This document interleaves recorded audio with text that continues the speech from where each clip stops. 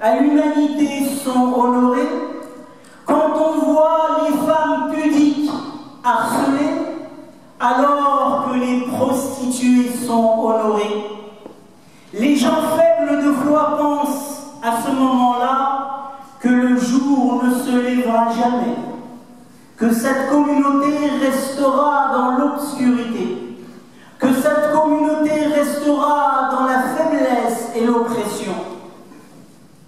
Après la nuit, ça c'est la sunna d'Allah subhanahu wa ta'ala, que connaissent les gens pieux, les gens de science, les gens vertueux. La sunna de Dieu subhanahu wa ta'ala dans sa création, il dit, après la nuit viendra toujours le jour. Le royaume de l'obscurité est voué à se dissiper. Et cette communauté, elle peut somnoler, mais ne s'endort jamais. Elle peut tomber malade, mais elle ne meurt jamais. Elle peut faiblir, mais elle ne sera jamais brisée. Elle peut diminuer, mais jamais disparaître. Elle peut être éprouvée, elle est éprouvée, mais c'est pour qu'elle soit élevée. عن أبي هريرة رضي الله عنه عن النبي صلى الله عليه وسلم قال: سيأتي على الناس سنوات خداعات يصدق فيها الكاذب ويكذب فيها الصادق ويؤتمن فيها الخائن ويخون فيها الأمين وينطق فيها الرويبضة. قيل يا رسول الله وما الرويبضة؟ قال: الرجل التافه ينطق في أمر العامة. أيها الأحباب، في هذا الحديث الشريف علم من أعلام نبوته صلى الله عليه وسلم، فإن المتأمل والناظر في واقع الناس اليوم وما نحن عليه يعلم يقينا صدق ما أخبر به النبي صلى الله عليه وسلم. فلقد صدق في هذا الزمان الكاذب وكذب فيه الصادق وأتمن فيه الخائن وخون فيه الأمين وتكلم الرويبضة في قضايا الأمة العامة وأسند الأمر إلى غير أهله. وعن أبي بكر الصديق رضي الله عنه عن النبي صلى الله عليه وسلم قال: إن الناس إذا رأوا المنكر فلم يغيروه أوشك أن يعمهم الله بعقابه. Le prophète sallallahu alayhi wa sallam, d'après Abu Hurairah radiyallahu anhu dit, sallallahu alayhi wa sallam dit, le prophète sallallahu alayhi wa sallam dit: il arrivera une époque où il y aura des saisons trompeuses,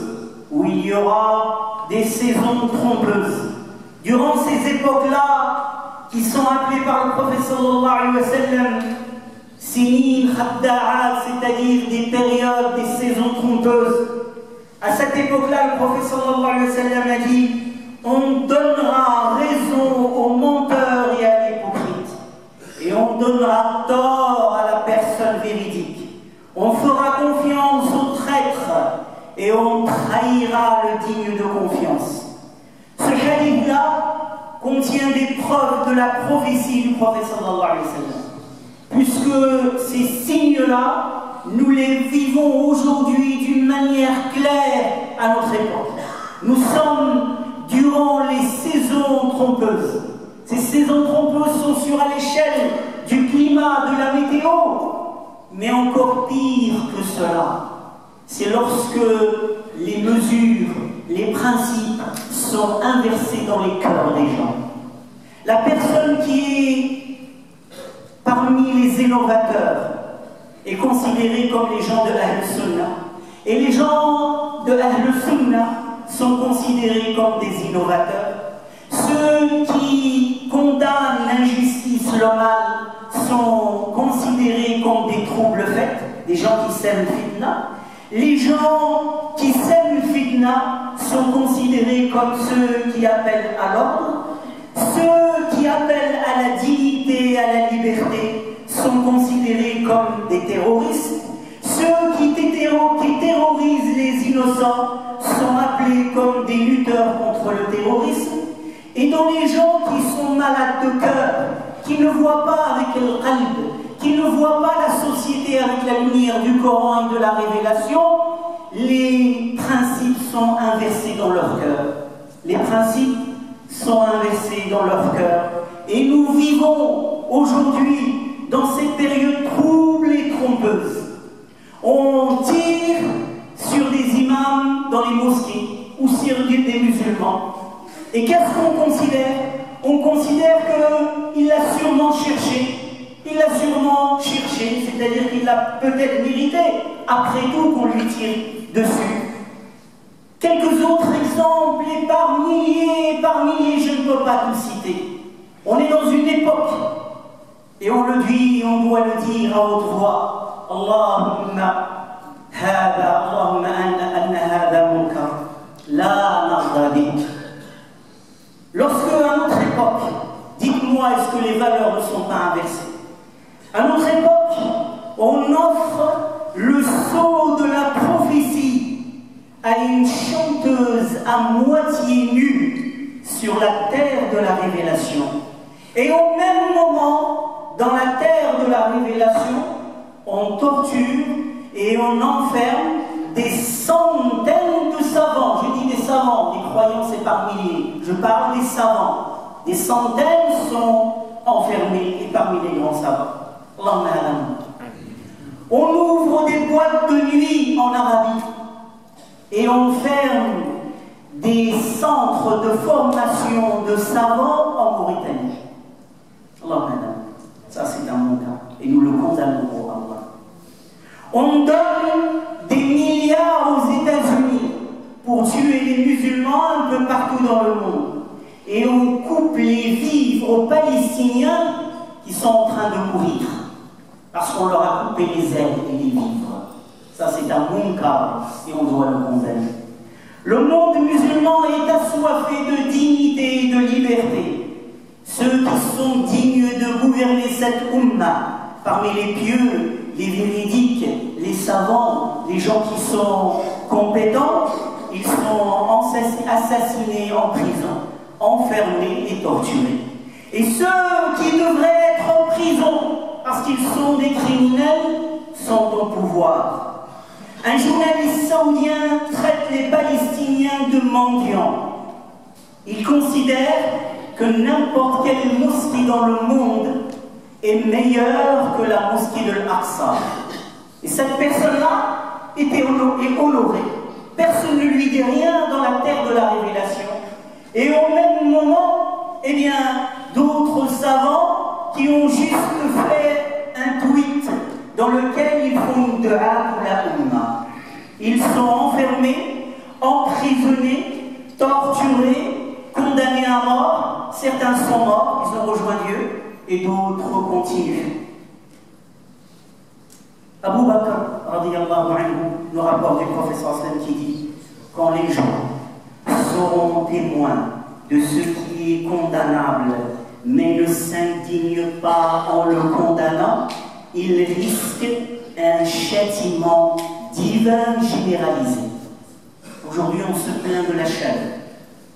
J'ai entendu hier dans les informations une femme qui disait: on étouffe sous la chaleur, bien que j'ai chez moi la clim et une piscine. J'étouffe sous la chaleur. C'est des gens qui pensent comme ça, ils ne savent pas ce que vive le monde. Eh bien, il y a certains musulmans qui sont en dehors de notre monde. Ils vivent dans une autre époque. Ils ne vivent pas l'époque dans laquelle nous sommes aujourd'hui. Les musulmans, ils ont besoin d'être connectés à leur umma et à leur communauté et à leur réalité. Les gens, quand ils sont témoins de ce qui est condamnable mais ne s'indignent pas en le condamnant, ils risquent alors un châtiment divin généralisé. Et un châtiment divin généralisé, c'est pire que les 45 degrés. C'est pire que le soleil. C'est l'enfer. Que Dieu nous en préserve. وأستغفر الله لي ولكم واستغفروه.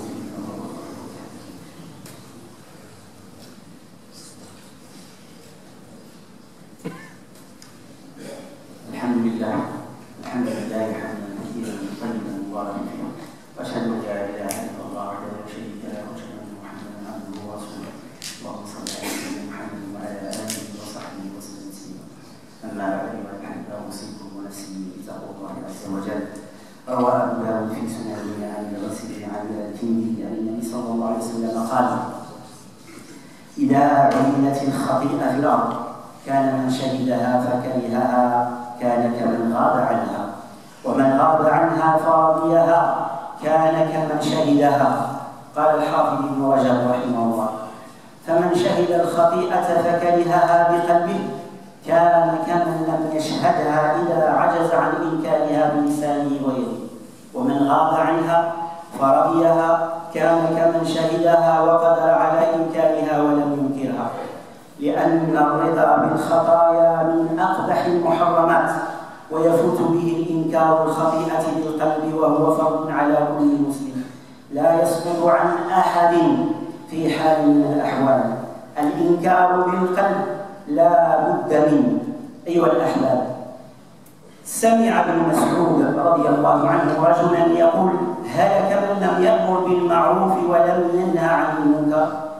فقال ابن مسعود: هلك من لم يعرف بقلبه المعروف والمنكر، يشير إلى أن معرفة المعروف والمنكر بالقلب فرض لا يسقط عن أحد، فمن لم يعرفه هلك.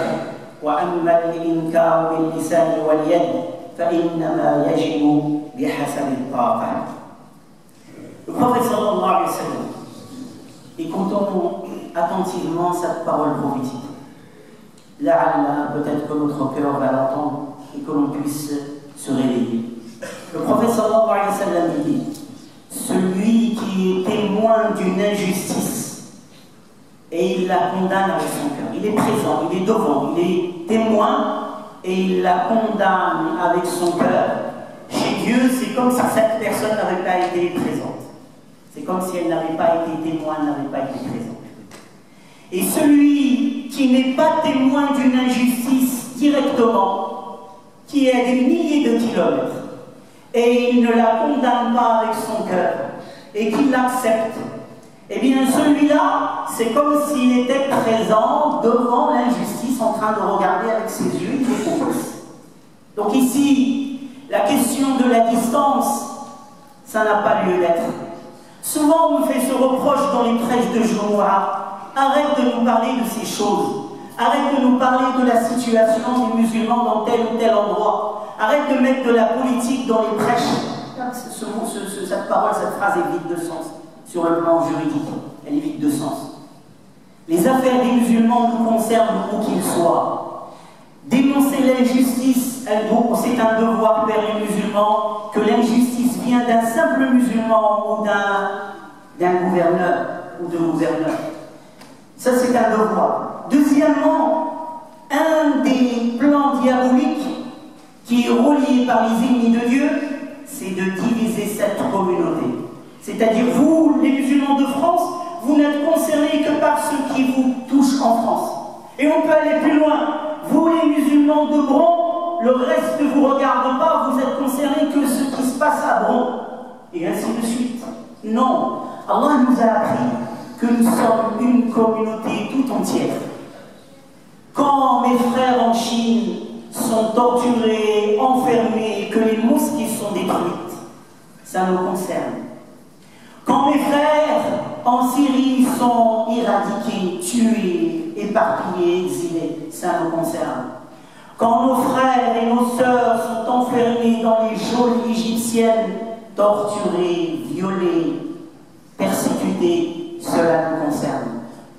Quand on s'attaque à un musulman, quand on dénigre nos sœurs et qu'on les attaque dans leur pudeur et on les empêche d'accompagner leurs enfants dans les sorties scolaires, ça nous regarde, on doit avoir notre mot. On doit sortir de cette politique de l'autruche. De cette politique de l'autruche. Combien d'années on va garder notre tête dans le sable et on ne veut pas regarder la vérité. Il se passe des choses qui font trembler le monde. Et dans le prêche de Jumu'ah, je vais me mettre à parler de choses qui n'ont rien à voir, comme si c'était pas concerné. Ce minbar, c'est une responsabilité, dans le sens où je ne dois pas dire ce que j'ai envie de dire, ou ce que mon nafs a envie de dire, ou ce que les gens me dictent de dire.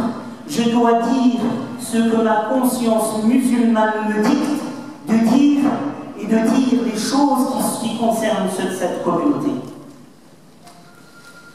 Il y a Abdullah ibn Mas'ud a entendu un homme qui dit « Est perdu celui qui ne condamne pas le mal et qui n'appelle pas au bien. » Et Abdullah ibn Mas'ud lui a dit « Non, plutôt est perdu celui qui ne reconnaît pas le bien et le mal. » Comment est-ce que tu veux condamner le mal si tu n'arrives pas à le comprendre, à le distinguer?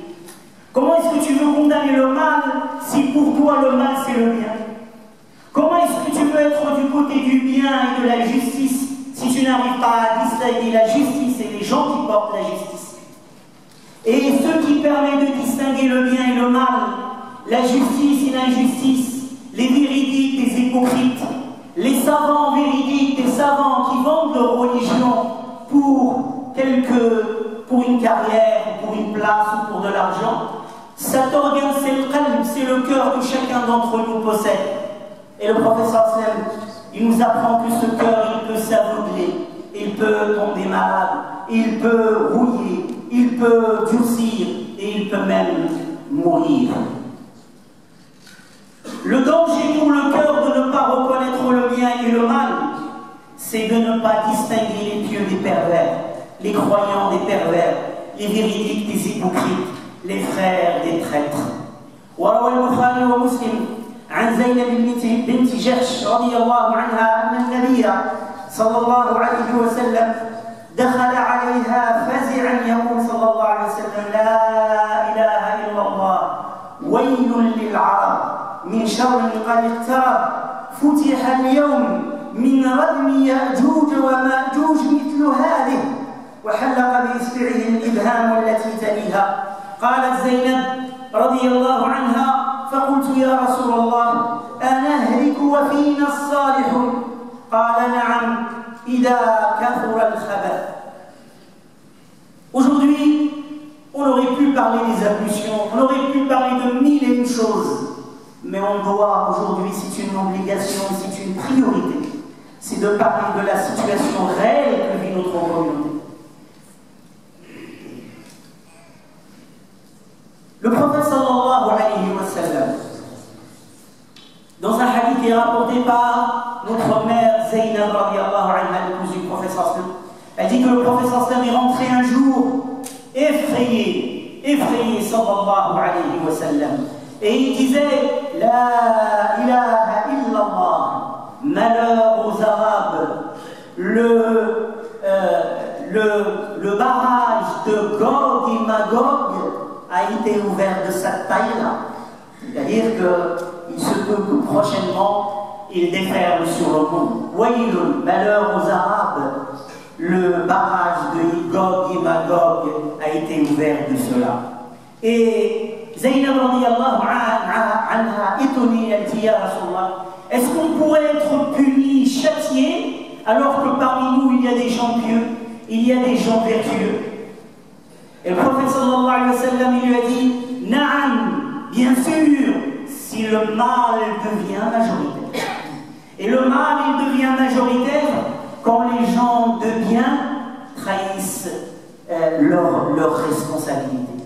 Ne dénoncent pas le mal, ne dénoncent pas l'injustice, ne dénoncent pas le munkar. Ça, c'est un châtiment. Alors, bien sûr, quelqu'un il pourrait dire qu'il faut commencer par soi. Bien sûr qu'il faut commencer par soi. Et on a spécifié plusieurs prêches à ce niveau-là. Mais la situation individuelle ne peut pas être séparée de la situation de la communauté. Et la situation de la communauté ne peut pas être séparée de la situation individuelle. Parce que chaque individu, il fait partie de cette umma et de cette communauté. أيها الأحباب ليس هناك سبب يؤخذ به أحب إلى الله من تقوى الله. مر سعد بن أبي وقاص باليوم القادسية على معسكرات الجيش بالليل، فمر بقوم يصلون فقال من ها هنا يأتي النصر، ومر بقوم نيام فقال من هنا تأتي الهزيمة. Alors, quelle est la solution? Est-ce que c'est pleurer sur notre sort? Non. Allah subhanahu wa ta'ala nous a demandé de réagir, d'agir. Et la meilleure chose que l'on peut faire pour agir pour notre communauté, c'est de commencer à s'éduquer et d'avoir la meilleure relation avec Dieu subhanahu wa ta'ala, et éduquer sa famille, éduquer ses enfants, ses oncles, ses enfants. Le Sa'd ibn Abi Waqqas radiyallahu anhu, durant la bataille de Qadisiyya, il était en train de passer dans les rangs des musulmans, dans les différentes tentes. Et lorsqu'il a trouvé des croyants qui étaient debout la nuit en pleurs et en prière et en récitation du Coran, il a dit, par Allah va venir la victoire. Et quand il a vu d'autres qui étaient en train de dormir, il a dit, par Allah va venir la défaite. Devant Dieu subhanahu wa ta'ala, on doit veiller à ce que la défaite ne vienne pas de mon côté, ni de mes enfants, ni de mon foyer, ni de ma famille. Chacun est responsable pour que la défaite ne vienne pas de son côté. Et pour que la défaite ne vienne pas de notre côté, on doit donner victoire à Allah.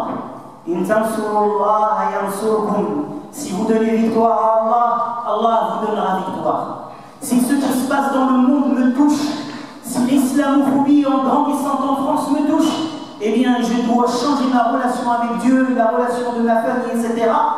pour que Dieu change ma situation. Inna Allah la yughayyiru ma biqawmin hatta yughayyiru ma bi anfusihim. أقول قولي هذا وأستغفر الله لي ولكم فاستغفروه إنه هو الغفور الرحيم. اللهم إنا فيمن هديت وتولنا فيمن توليت وبارك لنا فيما أعطيت حبب إلينا الإيمان وزينه في قلوبنا وكره إلينا الكفر والفسوق والعصيان واجعلنا من الراشدين ومع الراشدين. اللهم حبب إلينا الإيمان وزينه في قلوبنا برحمتك يا أرحم الراحمين.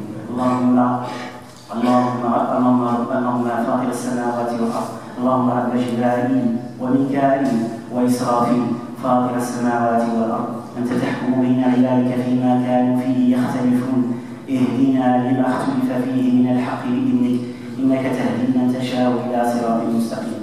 اللهم كن لعلمائنا، اللهم كن لهم وليا ونصيرا، اللهم ثبتهم على الحق، اللهم أيدهم، اللهم انصرهم، اللهم ثبتهم، اللهم اطلق سراحهم برحمتك يا أرحم الراحمين. اللهم كن للمسلمين المستضعفين في كل مكان، اللهم كن لإخواننا في الصين وفي بورما وفي سوريا وفي مصر وفي إفريقيا وفي كل مكان. اللهم كن لإخواننا في غزة، اللهم كن للمسلمين في فلسطين. اللهم احفظ لنا أقصانا، اللهم انصر أقصانا، اللهم انصر رجال الأقصى وأطفال الأقصى ونساء الأقصى برحمتك يا أرحم الراحمين. اللهم ارزقنا صلاة فيه، اللهم ارزقنا صلاة فيه، اللهم ارزقنا صلاة فيه. اللهم كن لهذه الأمة وليا ونصيرا، اللهم وحد صفها واجمع شملها وحد كلمتها، اجعلها على قلب رجل واحد برحمتك يا أرحم الراحمين. اللهم ارحمنا وارحم والدينا وارحم من علمنا وارحم من سبقنا بالإيمان، ولا تجعل في قلوبنا غلا للذين آمنوا برحمتك يا أرحم الراحمين. أخت تسأل الدعاء لأنها مريضة، أسأل الله العظيم رب العرش العظيم أن يشفيها، اللهم اشفيها شفاء لا يغادر سقما. اللهم رب الناس اذهب الباس أنت الشافي، لا شفاء إلا شفاء، شفاء لا يغادر سقما. اللهم اشف مرضى المسلمين، اللهم عافهم واعف عنهم برحمتك يا أرحم الراحمين، برحمتك يا أرحم الراحمين. Vos frères qui sont venus de Marseille, la mosquée de Ar-Rahma, viennent pour vous solliciter, Inch'Allah, soyez généreux. بارك الله فيكم. إخوانكم أتوا من مرسيليا لجنة التبرعات لصالح مسجد الرحمة. Et également, on a fait